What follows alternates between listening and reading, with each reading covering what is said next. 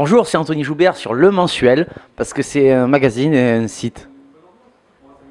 Mais je suis content, c'est mensuel, parce que c'est mensuel, c'est par mois. Sinon, j'aurais dit annuel.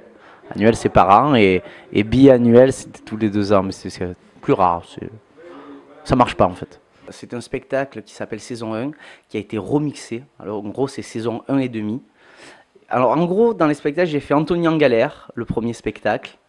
Ensuite, je suis parti dans Entre père et fils, une pièce avec Eric Collado. Ensuite, j'ai fait One John Show. Après, je suis parti sur saison 1 et là, je suis sur saison 1 et demi. Et je suis en train d'écrire la saison 2. Tu vas dire, il se la pète. Mais je vais le dire quand même. J'ai fait 18 festivals et j'ai gagné 27 prix. Parce qu'on peut gagner plusieurs prix des fois. Il y a le prix du public, il y a le prix du jury, il y a le prix de la ville souvent. Et voilà. Donc des fois, on peut rafler les prix. Oui, oui, oui, on me pose des questions, hein. Bien sûr, oui. Alors, mes premiers pas sur scène, en fait, c'était d'abord à l'école. À l'école, parce qu'on a tourné à l'école, je faisais justement Topaz. Je jouais Topaz, une pièce de Marcel Pagnol. Et, non, c'est pas ça, c'est parce que je suis assis. Voilà, parce que regarde. Voilà. Dans mes premiers pas, donc c'est Topaz, Marcel Pagnol. Hein?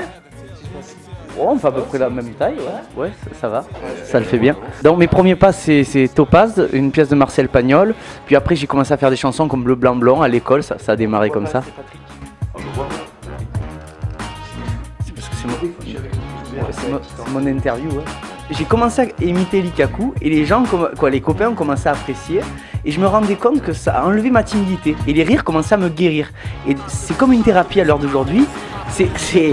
En fait, voilà, c'est comme une thérapie. Sauf que maintenant, au lieu de payer un thérapeute, c'est les gens qui payent pour justement me voir, que c'est plus rentable en fait. Hein. Pas vrai ? Va falloir vite la faire l'interview quand même.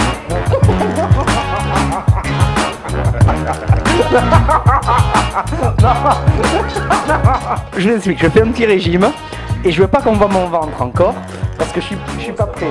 Arrête, non, ne filme pas toi non plus. Ah ben il y a le grand Patrick et le petit Pascal. Voilà. Et donc c'est un duo, ça s'appelle des humoristes.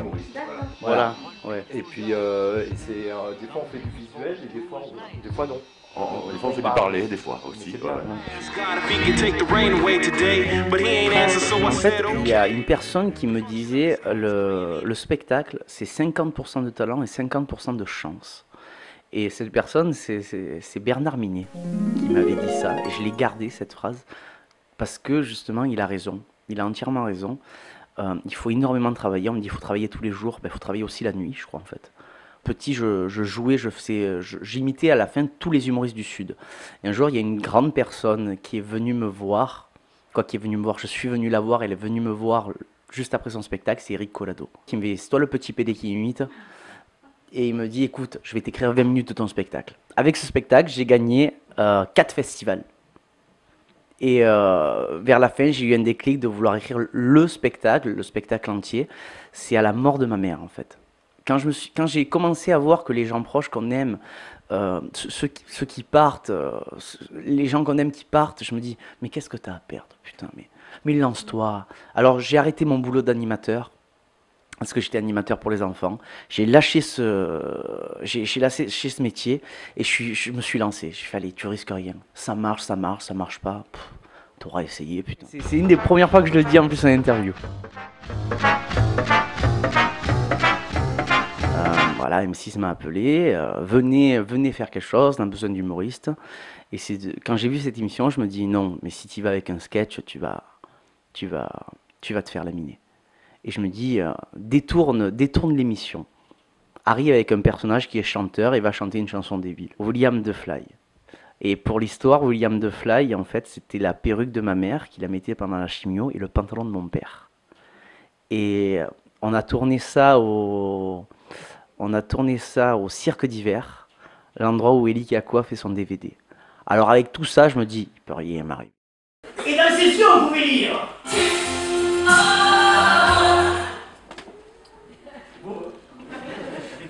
Et les miens ont répondu. Faites pas la ville avec les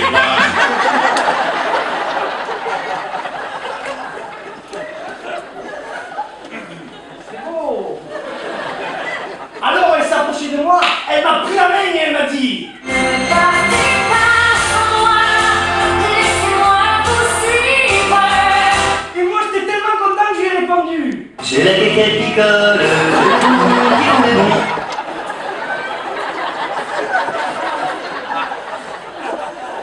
Dansons sur le pont d'Avignon. J'appelle Valérie qui me dit alors comment c'est passé? Je fais à ton avis. Anto, tu te savais, tu voulais t'amuser, hein, machin. Je fais ouais, standing ovation et je suis en demi-finale. Non! Je fais ben ouais. Et ce que je ne savais pas, c'est que M6, la production Fremantle, savait déjà le buzz que ça allait faire. Et moi je ne savais pas. Et on a fait un buzz, on a plus de 3 millions de vues sur le personnage de William Dufly. Et je me la pète encore un peu quand même. Ça c'est l'histoire, la rencontre avec monsieur Gilbert Rozon, avant toute chose, qui me repère donc dans l'émission, qui me dit de très belles phrases en direct qui me touchent énormément, qui me dit que je vais devenir une grande vedette. Il me dit je vous le garantis, vous êtes bon, vous allez y arriver. Je me rappelle de ces phrases, ça résonne encore dans ma tête. Et à la fin, il voit la production, il fait vous me le produisez lui.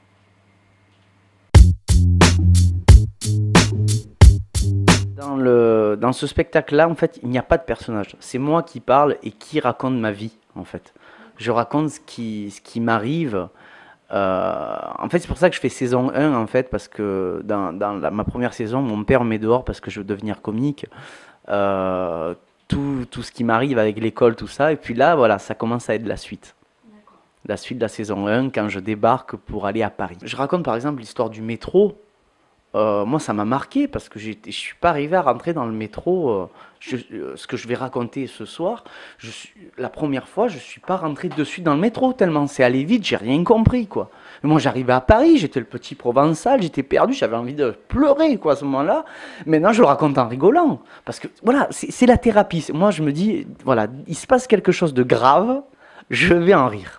Je suis obligé, je suis en mode hop, rigolage. Et vous savez, je vais vous dire un truc, les scientifiques disent qu'il est important de rigoler au moins 5 minutes par jour.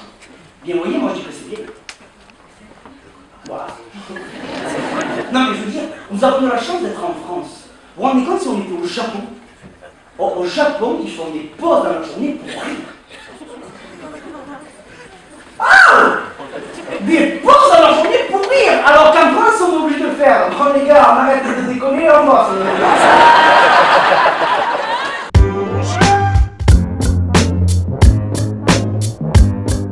La vie de tous les jours. Et les miennes, ma vie.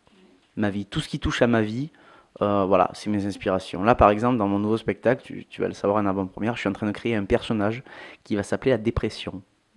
Tout simplement. Parce que je me dis, en fait, la dépression, c'est pas une maladie. C'est une maladie qui est à la mode, parce que on connaît tout le monde connaît quelqu'un qui est, au moins une personne qui est en dépression. Je pense que c'est quelqu'un qui tape à la porte, qui dit bonjour, c'est moi, je vais m'installer un mois ou deux chez toi. Et si ça va bien, je resterai un peu plus. Tout simplement. Je pense que c'est une personne qu'il faut combattre.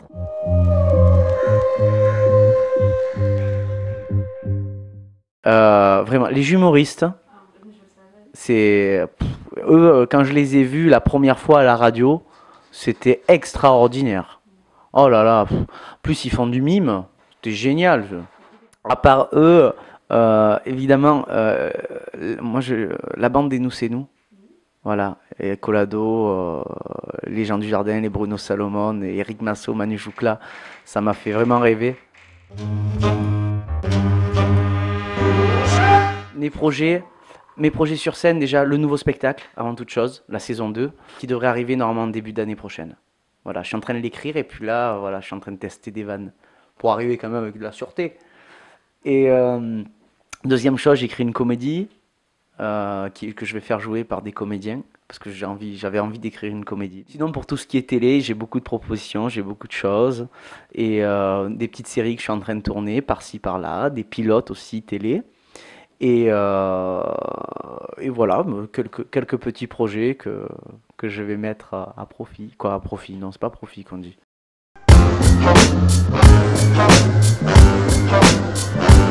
Ouais, c'est bien chouette. Et alors, c'est pour quelle chaîne de télé? Le mensuel. Le mensuel. Le quoi? On essaie de concurrencer TF1. C'est pas une télé? Non. C'est un journal. Bah, on va te laisser tiens, le.